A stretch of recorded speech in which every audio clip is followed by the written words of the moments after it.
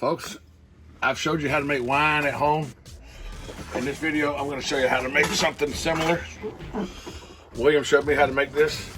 This is called MEAD, M-E-A-D. Okay, what I've got in my 1 gallon wine container, this is sterilized. I've got 3 pounds of honey. Okay, put 3 pounds of honey in there.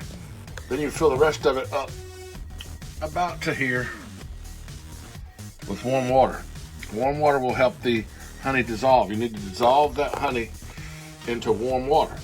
Once you got that dissolved real good and mixed nicely, then you want to put in 1 teaspoon of active dry yeast. Okay? Then if you don't have a bubbler like I have, this is a bubbler to cap it with.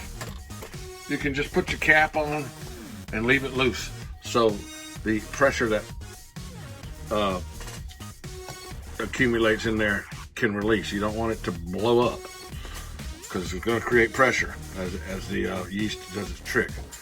So my honey is about done dripping, so I think it's time to fill it up with some warm water and get it going. Let's see. Just add hot water to it until it gets to the desired mark. I'm gonna go up to about the word gallons and stop.